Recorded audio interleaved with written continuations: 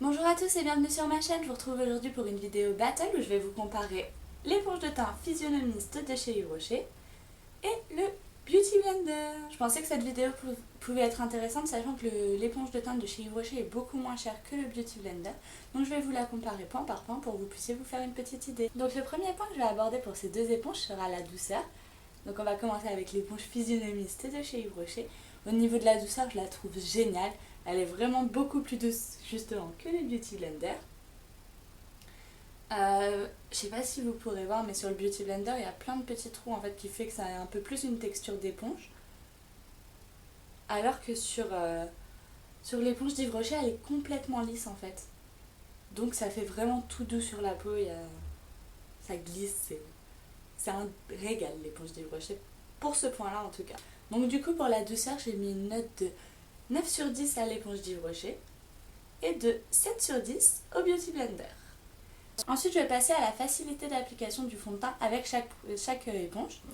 Donc, pour le fond de teint, sur le visage, je dirais que c'est l'éponge d'Yves Rocher qui est plus facile pour appliquer le fond de teint, sachant qu'elle est plus large, donc c'est plus rapide. Le Beauty Blender est aussi bien, mais un peu moins large. Mais par contre, pour l'anti-cerne et tout ce qui est petit coin de l'œil, aile du nez et tout ça, c'est pour moi le Beauty Blender qui est beaucoup plus facile d'utilisation parce qu'il est beaucoup plus pointu et du coup va beaucoup mieux dans les petits plis, alors que l'éponge de chez Yves Rocher est plus conique et du coup c'est plus dur d'aller dans les petits coins de l'œil. Là c'est super facile, et là c'est un petit peu plus compliqué. Voilà. Mais c'est pas un gros problème, mais c'est du coup celle-là est mieux pour l'anti-cerne et tout ça, et celle-là sera mieux pour le fond de teint. Donc du coup pour la facilité d'application, j'ai mis un 7 sur 10 à l'éponge d'Yves Rocher, juste pour l'anti-cerne et parce que là c'est pas assez pointu. Et j'ai mis un 9 sur 10 au Beauty Blender parce qu'il est top pour l'application. Comme je vous dis, cette partie est un peu plus petite, mais c'est pas gênant, on peut faire le teint très rapidement aussi. Et du coup pour l'anti-cerne c'est vachement pratique d'avoir un embout un peu pointu quand même. Donc du coup voilà. Donc cette fois c'est le Beauty Blender qui gagne pour ce point là. Donc ensuite pour la couvrance, le rendu que ça donne à la fin au niveau de la couvrance, j'ai trouvé sur ce point là que le Beauty Blender est gagnant. Pour la simple et bonne raison en fait que cette éponge là, il faut quasiment pas l'utiliser mouillée, il faut qu'elle soit quasiment sèche. Si vous l'utilisez tout de suite après l'avoir lavée, vous aurez zéro couvrance. Alors que celle-ci, elle s'essore beaucoup plus facilement et du coup on peut l'utiliser tout de suite après l'avoir lavée. Et vu que moi j'aime bien nettoyer mes éponges le matin juste avant de me maquiller, comme ça il n'y a aucune bactérie dessus, et bah c'est vrai que du coup celle-là je peux pas trop l'utiliser tout de suite après le lavage. Même une fois sèche, je trouve que celle-là, du fait sûrement qu'elle soit plus lisse ou je ne sais pas, couvre moins les imperfections que le Beauty Blender. C'est pas flagrant, mais j'ai fait moitié-moitié ce matin, ça se voit pas énormément. Cependant, ça reste un peu moins couvrant, j'ai un peu plus d'imperfections du côté où j'ai appliqué mon fond de teint avec l'éponge de Yves Rocher et un peu plus de couvrance du côté où j'ai appliqué avec le Beauty Blender. Donc du coup pour la couvrance, j'ai mis une note de 6 sur 10 à l'éponge de teint de chez Yves Rocher et j'ai mis une note de 8 sur 10 au Beauty Blender. Ensuite on va passer au dernier point qui est le rendu sur la peau, mais par contre cette fois au niveau du naturel.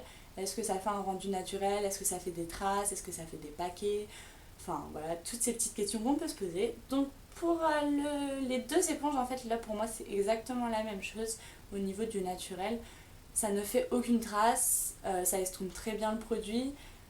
Enfin il n'y a aucun souci avec le naturel, ça fait pas trop de paquets, c'est pas trop couvrant, c'est moins couvrant qu'un pinceau mais plus couvrant que les doigts.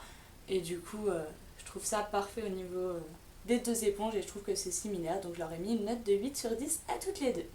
Donc ce qui nous fait une moyenne pour l'éponge de teint de chez Yves Rocher de 7,5 sur 10 et pour le Beauty Blender de 8 sur 10. Donc comme vous pouvez le voir, il n'y a pas une grosse différence de moyenne entre les deux, c'est un demi-point. Le seul reproche vraiment par rapport au Beauty Blender que je ferais, c'est qu'on ne peut pas l'utiliser après le lavage, comme je vous l'ai dit plein de fois. C'est vraiment le plus gros reproche que je ferais à cette éponge. Après, sachant qu'elle vaut 6,50€ et que le Beauty Blender vaut 16,90€. Un peu plus de 10€ de différence quand même. Donc sachant que j'ai mis une note de 7,5 sur 10 à l'éponge de chez Yves Rocher et de 8 sur 10 au Beauty Blender, je trouve que pour 10€ autant acheter l'éponge de chez Yves Rocher, sauf si on a vraiment des sous, qu'on a envie du Beauty Blender, parce que oui, il est rose, oui, il a un joli packaging et tout. J'ai craqué pour ça aussi. Mais si on n'a pas beaucoup de sous, qu'on n'a pas beaucoup de budget, qu'on est jeune, qu'on commence juste à se maquiller, qu'on veut tester quelque chose de simple, de facile et d'efficace, l'éponge de teint de chez Yves Rocher suffira largement, il n'y a pas besoin d'investir dans un Beauty Blender. Voilà, donc c'est fini, je vous laisse, j'espère que je vous ai bien renseigné. Je vous retrouve samedi prochain dans une nouvelle vidéo. Bye bye!